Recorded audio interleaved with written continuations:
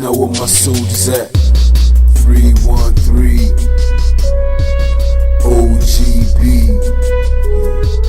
GOI.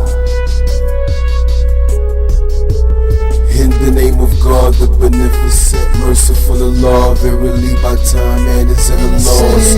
All of you who believe in God, save yourself and your family, or humanity will pay the cost. In the name of God, the beneficent, merciful Allah, verily by time man is in the lost. All of you who believe in God, save yourself and your family, or humanity will pay the cost. I see it as a mercy from Allah that I grew up on the streets. I see it from a mercy from Allah that my childhood was so hard. Because now I can connect with everybody who's oppressed. Or every homeless person, I don't need to ponder if I need to help them. Because I was in the same situation. When I speak to them, I'm not speaking to them like speaking to a person who doesn't know of a person's situation. I was exactly where these people are. So I can connect with these people, you know what I mean? When we talk a little bit about the Bilal dawah movement, can you explain to us a little bit how this movement ended up here in Tampa? Where did it start off? Who are you working with? And what are your activities? Okay, well, I'll give you a short little history on Bilal dawah, you know what I mean? Me as a person doing dawah, from the time I became a Muslim, I was doing this. I was converting people probably weeks after I became a Muslim. I was already converting people to Islam, just based on the word Muslim being one who surrendered to the will of God. But Bilal dawah was really formed in Atlanta, probably 3 to 4 years ago. And it was formed because of a lot of things I saw in Shia Islam that I knew that the masses, the people, the indigenous people would not be able to deal with it. So I was contemplating, how can I bring this message to these people? Bring the message to the people of America. So we formed this organization, and I want to say that when I formed the organization, I was fighting from many people, fought me from many different angles, you know, be it scholars, be it people who consider themselves Mubalik, be it the so-called people who think because they know Arabic that they alone should be preaching, or be it a Molana thing that this is his job alone to do. I was like, I have never seen a Molana on the street. I have never seen a Molana on the street talking to anybody about Islam. And I was like, these are the preachers, so why are they not on the street? So I was like, well, if these people claiming to have all this knowledge and they're not on the street, you know what? I will take the little bit of knowledge I have and I will take it to the people in the streets. And this is how the movement started. I went to Muslim Congress and I was seeking aid to support the cause that we have in Tampa Bay. in Atlanta. And I met this beautiful Molana named Molana Beg, which was, I didn't even know there were Molanas like that, you know what I mean? And I want to shout out and say to Molana Beg, you know what I mean, that I have mad respect for you, you know what I mean? And I'm definitely glad to be the president, and I would tell all the youths out there that they should get to know this Molana, because he is definitely connected with what is taking place in America, I must say that. Yeah, so I met Molana Beg, and I spoke to him, and he gave us some support, he gave us some money, he donated an ice cream truck to our organization. And I went back to Atlanta, and within a month time, he was calling me and asking me, would we like to move to Tampa? So I was like, why should we want to move to Tampa, you know what I mean? And he was showing me all the different reasons why we should come to Tampa. And I saw the need that I should come to Tampa because he was a Molana. I didn't have the full amount of education that he had, even though I was very good at doing dawah. I needed somebody to educate the people. And then we needed the security, and Molana Beg said that he would help us financially and help us with books and so forth. So we moved to Tampa. When I moved to Tampa, before I came to Tampa, I sent 15 young men, at least 15 if I'm correct, 15 young men to Tampa before I came, a couple months before I came, and they helped build the masjid now today is known as Militul Inn, you know what I mean?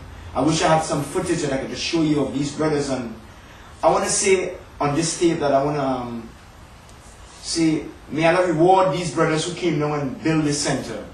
Some of these brothers hardly even knew Surah Fatiha. And what amazed me that when the center was being built, I wasn't seeing all the people that knew all the Arabic building the center. You know what I mean? There were just one or two of them, and the basic people that was doing the work was the common man. You know what I mean? These common young men. So I want to say to these young men that, you know what I mean, we're very grateful for the work that you all have done, that we will never ever forget the work that you all have done to help us. And may Allah reward you all, inshallah. And without you all, there would be no Bilal al-Dawah. Alhamdulillah. Yeah. Thank you for that background. I just want to get into asking a couple of questions now. Some questions that are really impacting the young Muslims, the young Shias growing up here in America. Number one is there's a little bit of an inferiority complex with some of the young Muslims growing up in America. They feel that their Islam is something inferior. It's something that is not something to be proud of. What do you have to say to this type of thinking, this type of ideology? Why do you think that this kind of thinking has crept into the Muslim mind when we have such a beautiful gift like Islam? First of all, I want to say to these Muslims, these young Muslims who would be thinking like this. First of all, for me, converting to Islam, I think Islam is the most hip, the most cool, the most smooth. I think there's nothing cooler than Islam. Cooler than Islam. Come on. I want to say to these young Muslims out there that y'all should be proud to be Muslims, man. I mean, a simple thing, y'all, you know what I mean?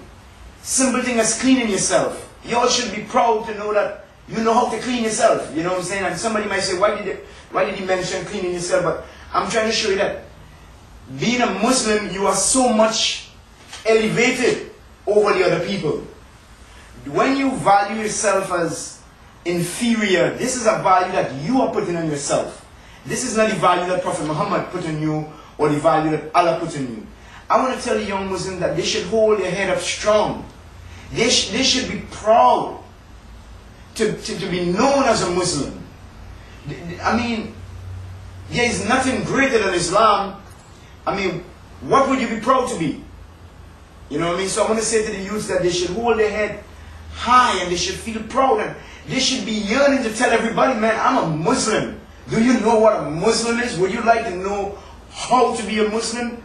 They should know that Islam is the hippest thing. It is the coolest thing. It is the smoothest thing. It is the best way of life. Alhamdulillah. Alhamdulillah. Thank you. My next question would be about the issue of brotherhood and sisterhood. Sometimes there's a disconnect within our community between those who are indigenous Muslims from North America and those who have come from overseas. There's a disconnect. Maybe the brotherhood is not as strong as it needs to be. Can you talk a little bit about the concept of brotherhood? What kind of concept? Is this something that is just for the masjid, or is it something that's a 24/7, something that we need to ingrain into our daily lives? Can you just go a little bit into that?